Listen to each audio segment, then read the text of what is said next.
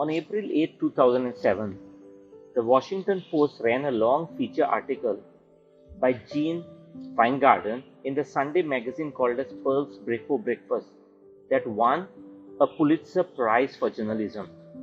The author was a writer for the Washington Post who convinced the classical violinist Joshua Bell, considered one of the greatest virtuosos of this era and voted as the best classical musician in America, to put on a t-shirt and a baseball cap and try being a street musician to find out what would happen. Joshua Bell was in town playing a concert at the Library of Congress and agreed to participate in this unprecedented social and musical experiment.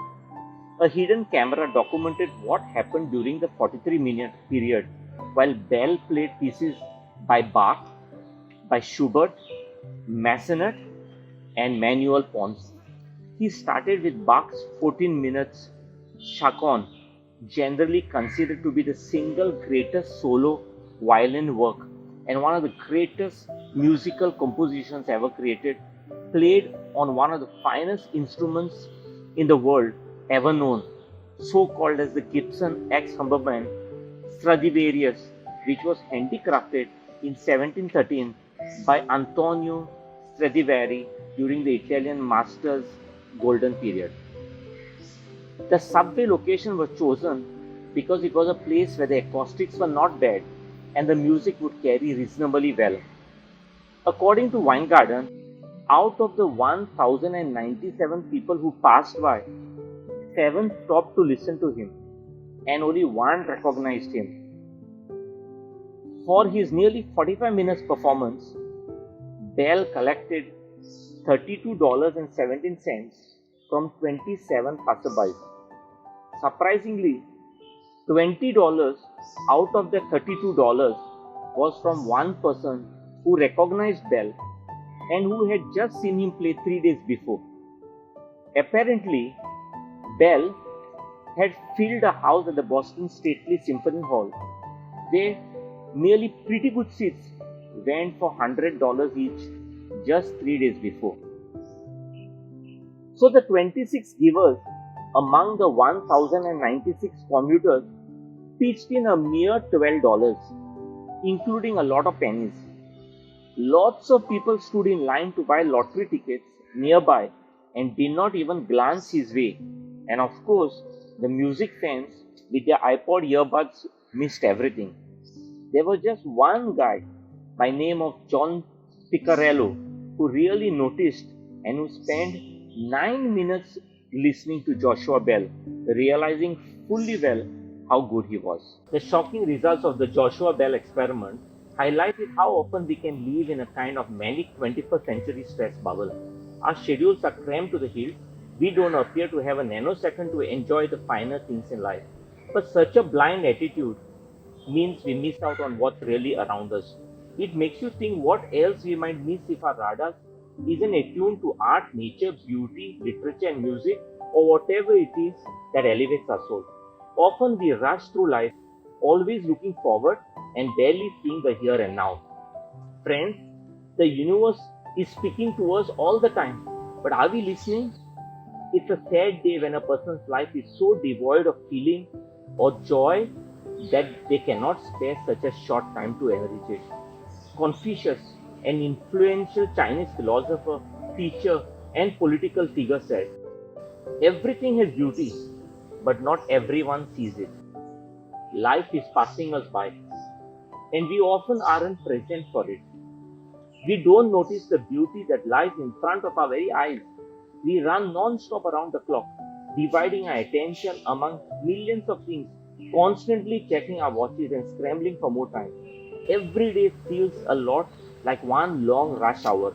Moving slowly is tantamount to wasting time for a lot of busy people. We should be living life, not rushing through it. We miss out on so much when we rush. We especially miss out on the little things that would make us smile and bring us peace. Society encourages us to rush through life like it is a race to get to the finish line. We squeeze as much as we can into a day, rushing through each task and life whizzes by. Slowing down and being in the here and now feels absurd. We pride ourselves in pushing forward and achieving. What about the now?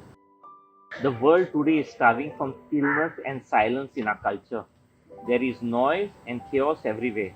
But the truth is that the world is not going to slow down and get less noisy just because you want it. You have to commit to taking time to pause. The power of taking pause is well researched. Not only does pausing promote relaxation, a break from noise, and doing so also refreshes and re energizes you for hours. Taking time to just be still and quiet gives your nervous system a chance to regain balance. Friend, practice the 3P magic principle: pause, ponder, and proceed. In life, every decision has to be guided by this principle: pause, ponder, and proceed. The decision making process involves first pause by bringing awareness to everything and every moment. It involves pausing before going forward or reacting. Next, ponder by studying the pros and cons, looking at the decision, by pondering and deliberate thinking, it might enhance the outcome. And finally, proceed. Now that you stopped, waited, thought it over, one can courageously proceed that way. Great leaders always pause, ponder, and proceed. When they pause and ponder, they are considering the small details which will improve any situation and make it special. The 3Ps are a good roadmap for handling life's unpleasant surprises and confusing twists. Friends, while the 3Ps are important, there is a 4th P called pray that helps put the 3Ps in the right place and at the right time.